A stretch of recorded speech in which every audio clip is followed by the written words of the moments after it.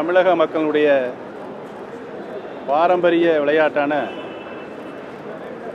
ஜல்லிக்கட்டை நடத்துவதற்கு உரிய ஏற்பாடுகளை செய்வதற்காக அந்த கோரிக்கையினை நேற்று காலை மாண்புமிகு பாரத பிரதமர்களை சந்தித்து கோரிக்கை வைக்கப்பட்டது.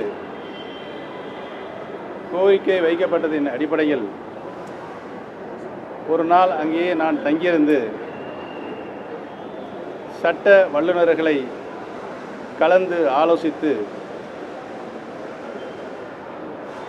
ஜல்லிக்கட்டை மீண்டும் நடத்துவதற்குரிய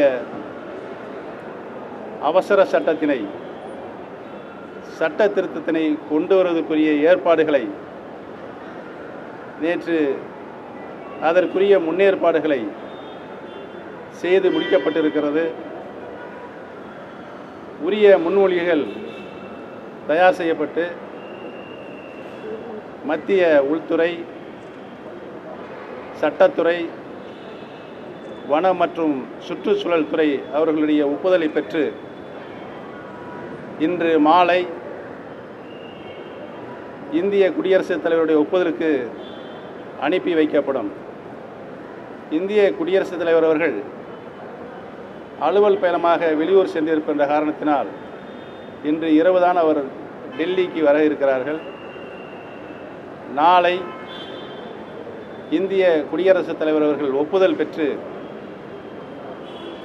நம்முடைய மாநிலத்தினுடைய ஆளுநருடைய மூலமாக உரிய சட்ட திருத்தம், அவசர சட்டம் பிறப்பிக்கப்படும் என்பதனை நான் தெரிவித்துக் கொள்கிறேன். தமிழக மக்கள் மட்டுமல்லாமல் உலகத்திலே வாழ்கின்ற அத்தனை மக்களுடைய விருப்பத்திற்கு ஏற்றபடி நாளை அல்லது நாளை மறுநாள் அவசர சட்டம் என்ற மகிழ்ச்சியான செய்தி வரும். உறுதியாக தமிழகத்தில் ஜல்லிக்கட்டு நடைபெறும். மாணவர்களும் இளைஞர்களும் எதிர்பார்த்த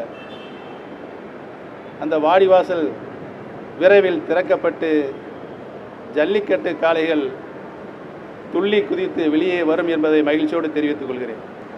எந்த தடை வந்தாலும் அதை நீக்குவதற்குரிய சட்டத்தின் மூலமாக நீக்குவதற்குரிய வழிவகைகளை தமிழக அரசு உறுதியாக செய்யும் என்பதை தெரிவித்துக் கொள்கிறேன்.